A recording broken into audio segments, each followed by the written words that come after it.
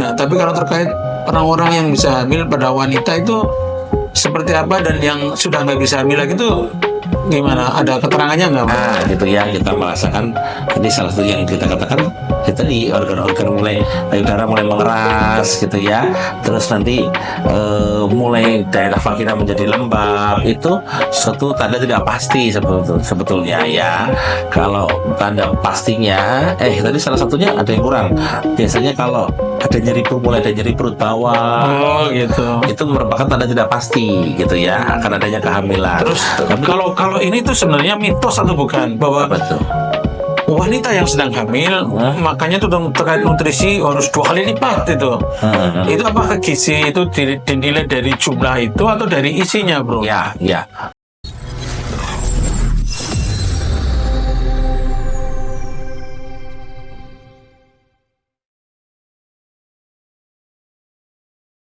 Kali ini kita ketemu lagi bersama orang yang populer ya di sini, Dokter Hesa SPOG.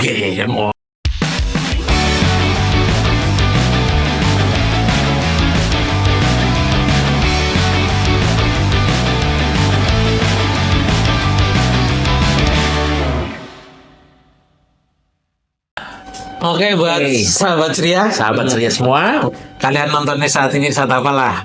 Pagi, selamat pagi. Siang, selamat siang. Kalau pas malam ya tentunya selamat malam.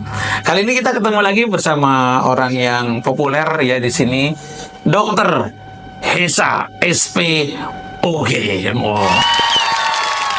Mantap banget, bro. Saat ini kita akan berbicara tentang satu hal tema yang cukup menarik, tentang apalagi kehamilan dan persalinan. Ini dokter Igun ini banyak nanya. Saya kayak berasa di ujian ini ketika dites. Takon. Seharusnya tahun-tahun itu obsediamnya menyediakan ini ya, bro ya. Iya, minum ini ya. Ini ngomong-ngomong kering ini. Oke, Bro Esa, Dokter Esa, pada tahap sebelumnya kan kita udah tanya tentang mengapa sih terjadi persalinan ya. Jadi ketemunya apa terjadi pembuahan, ketemunya apa sperma dengan indung telur ya. Sel telur. Jadi terus menjadi hamil. Nah, tapi kalau terkait orang-orang yang bisa hamil pada wanita itu seperti apa, dan yang sudah nggak bisa hamil lagi itu gimana? Ada keterangannya nggak, Mak? Ya, para pemirsa sekalian, pemirsa obsteria sekalian nih, mengenai kehamilan itu memang idealnya hamilnya bisa melalui dasar usia ya. Usia yang baik bagi seorang wanita untuk hamil adalah usia 20 sampai 35 tahun. Oh, itu yang paling optimal ya. Yang paling optimal itu karena apa? Karena secara psikologis seorang wanita itu sudah siap hamil, organ-organ reproduksinya pun sudah lebih siap untuk menghadapi itu kehamilan. Dan secara psikologis juga udah siap untuk dihamili juga, siap untuk melahirkan juga.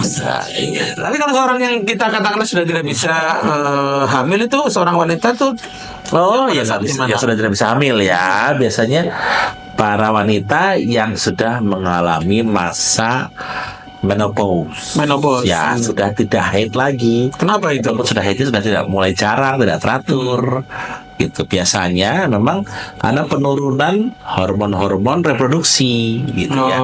Hormon reproduksinya sudah mulai menurun, dikarenakan juga organ-organnya juga sudah mulai tua. Jadi kayak mesin itu udah mulai sedikit nggak terlalu sanggup ya. Allah adil ya. Kalau yang udah nggak terlalu sanggup menerima ini, ya Allah tidak jadikan itu ya.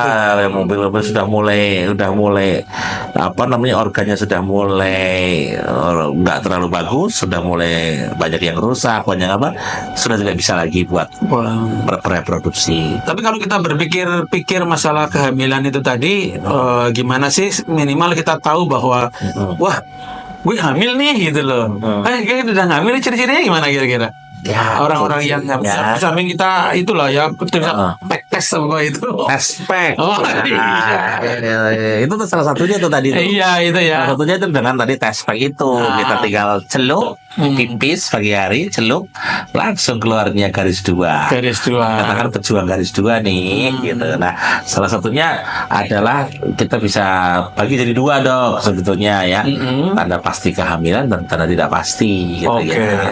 Salah satunya gitu ya kita merasakan tadi salah satu yang kita katakan kita di organ-organ mulai payudara mulai mengeras gitu ya, terus nanti mulai daerah vagina menjadi lembab, itu suatu tanda tidak pasti sebetulnya ya.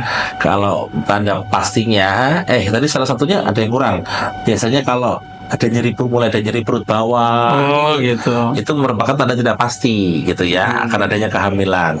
Tapi tanda pastinya ya yang bisa kita katakan dia pasti kehamilan adalah salah satunya dari melakukan tes urin ataupun tes spek tadi. Itu merupakan tanda pasti kehamilan. Telat itu mungkin telat men. Juga ya, kan kita biasanya tes spek itu sudah karena telat ya. Takut ya. Yang telat sudah mulai kok nggak datang-datang nih tamu yang biasanya datang pada setiap bulan. Nah, biasanya kalau sudah sudah mulai telat seminggu, mulai telat 2 minggu gitu, dia biasanya udah mulai ngecek tuh ngecek ya, dia dicek. Dia biasanya yang kehamilan itu dia akan mulai muncul tuh hari keberapa setelah kita telat haid biasanya bro? Biasanya rata-rata setelah 2 minggu sebetulnya, setelah 2 minggu pasca terjadinya konsepsi. Oh, setelah konsepsi. Iya, rata-rata tuh sudah bisa dikenali ya, kelihatan ya, mulai hormon mulai meningkat, hormon HCG namanya udah mulai meningkat, dia sehingga sudah dapat dikenali oleh suspek itu sendiri sebagai tanda bahwa dia dia sedang hamil. Dia sedang ada hamil pada masa awal kehamilan. Kalau kita berbicara tentang kehamilan ini gimana sih? Mungkin buat edukasi buat wanita yang sedang hamil yang harus dilakukan itu, biar nanti si jabang bayi keluarnya itu bagus, pinter-pinter kayak ente gitu. Amin, mentornya. Ya memang wanita hamil itu sebetulnya kayak biasa aja gitu ya, kadang-kadang di kita itu suka banyak mitos-mitos yang nggak penting kayaknya gitu ya, yang bikin para ibu hamil itu menjadi stres gitu. Padahal kita menghadapi kehamilan itu harus dengan bahagia dong, dengan happy ya, kehamilan yang seperti mitos mata kita ceria motor kita ceria, harus ceria, jadi nggak boleh banyak tekanan secara psikologis, baik itu dari keluarga ataupun dari lingkungan sekitar ataupun dari pekerjaan juga ya. Nah, itu akan bisa berpengaruh ya, sangat berpengaruh.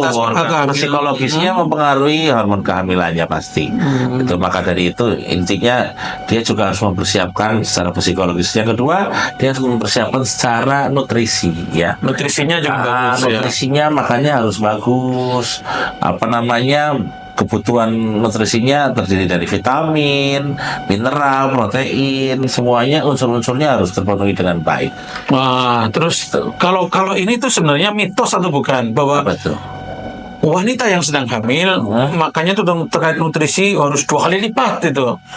Itu apakah gizi itu dinilai dari jumlah itu atau dari isinya, bro? Ya. Ini pertanyaannya bagus banget nih ya, gitu ya. Nanti kalau makannya kuantitasnya cukup banyak, malah jatuhnya gemuk. Jadi gemuk gitu ya. Padahal gemuk itu juga sudah baik loh untuk kehamilan. Kalau contohnya nggak baik katanya gitu ya. Ya nggak baik. Kalau membuat gendut wanita, mungkin kita itu adalah hal yang lebih baik. Jadi kita ini bisa bikin wanita itu gendut ya. Nah ini kalau kondisi seperti ini idealnya itu kondisi-kondisi di mana yang ideal ya itu multivitamin, nutrisinya itu dilengkapi ya. Makanannya istilahnya makannya yang berkualitas ya, terdiri dari tinggi multivitamin dan mineral ya, dan protein semua yang nabati hewani, dan vitamin yang ada boleh didukung dengan suplemen juga ya. Suplemen multivitamin yang cocok bagi ibu hamil. Contohnya kalsium, DHA, asam folat vitamin D3 itu Itu bagus ya buat apa namanya proses pertumbuhan janin juga bagus ya. sangat bagus, sangat bagus. Kalau Jadi bukan hanya bukan ya. hanya untuk ibunya aja, tapi kita memikirkan ke depan buat anaknya, buat calon bakal penerus bayinya, ya. penerus ibunya ya. Betul. Nah, kalau terkait nih, Apa tuh? wis meteng, gede, kan kepengen ngetokna nih, ya kita pengen ngeluarin gitu kan. Proses persalinannya itu gimana? Lebih baik dengan cara normal, spontan, atau dengan cara operasi atau seksual cesarean, bro? Yang ahlinya eras yang bikin nggak sakit nih. Ibu spesialis anestesi. Ya, ibu sekalian. Tapi yang utamanya fitrahnya itu wanita itu melahirkan normal. Normal ya, secara Jika normal. tidak ada hambatan pada ibu dan bayinya, tidak ada masalah pada ibu dan bayinya, ibu bisa melahirkan dengan cara persalinan normal. Normal. Itu biasanya lebih cepat sembuh juga ya, lebih cepat jalan-jalan.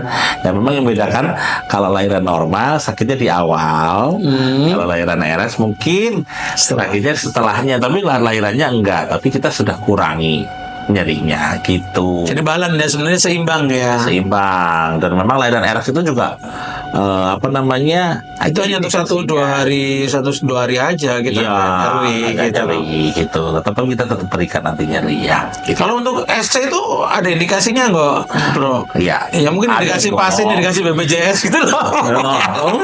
Udah.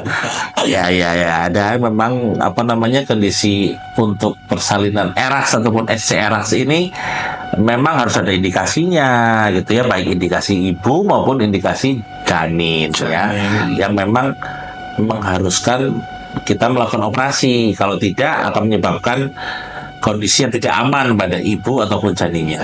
Jadi ya, ada indikasinya ya. Di antaranya apa? Jangan dibikin indikasi. Di antaranya apa nih, bro? Indikasinya salah satunya buat Panggul pasien. sempit. Panggul sempit. Jadi harus ketahui yang kedua, Ya. perdarahan mungkin ya. Perdarahan ataupun plasenta previa gitu Jadi ya. plasentanya lepas duluan. Ya, Terus ataupun gawat janin. oh, gawat janin. Ya, janinnya sudah semakin nggak betah di dalam ya. Ya, atau kelainan letak posisi janinnya. Oh, posisi janinnya Gitu ya, baik itu. Ataupun juga Mungkin hipertensi mirip- dalam kehamilan juga. Oh, hipertensi kehamilan juga bisa ya. Itu bisa juga. Ya, jadi orang mau SC nggak bisa minta, oh saya pengen apa namanya operasi, ini nggak bisa. Apalagi kalau untuk BPJS itu jelas nggak bisa. Betul-betul harus ada indikasinya bahwa oh ini masuk indikasi. Kalau tidak masuk indikasi tidak akan bisa diklaim dibayar oleh BPJS. Maksudnya rumah sakitnya yang dibayar. Kalau ibunya mungkin lolos, tapi rumah sakitnya tidak akan diberikan bayaran terhadap klaim BPJS. Oke ya BPJS. Apalagi dokternya. Ini BPJS saya sudah memberikan edukasi ya buat masyarakat terkait indikasi untuk seksio, bro. Udah kasih, Ya, bro. Terima kasih ya. Gitu, jangan lupa kita. Jadi buat ibu-ibu semuanya dan para penopang ibu-ibu dalam hari ini, para suami, bapak-bapak, ini terkait kita bicara tentang kehamilan dan persalinan. Sekali lagi ini masih superficial, masih permukaannya lah. Kalau Hanya bagian kecil gitu iya, ya. jadi kalau ingin jauh lebih jelas ya pada saat ketemu Pak Dokter itu konsultasi yang mantap. Yang pengen ditanyakan apa, tanyakanlah kepada para dokternya. Kalau dokternya insya Allah akan memberikan keterangan yang bagus. Para tumei ora ya insya Allah. Kalau dokter desa insya Allah aman ya. Halus. Jadi itu bro. Pak Dokter Hesa Kusuma SPOG ya, karena tadi kita mendengarkan ada sedikit panggilan biasalah. Panggilannya nggak jauh-jauh dari mau melahirkan gitu ya. Jadi hari kita cukupkan dulu. Terima kasih Dokter Hesa atas waktunya yang berkenan untuk kita memberikan edukasi kepada para pasien. Sekali lagi para ibu-ibu maupun masyarakat secara luas, sekali lagi jangan lupa tonton terus Obseria Plus obrolan seru dan ceria. Jangan lupa nih sebelumnya nih subscribe dan like bro, Like. komen apa yang pengen episode selanjutnya, oke ya. Oke. Bye.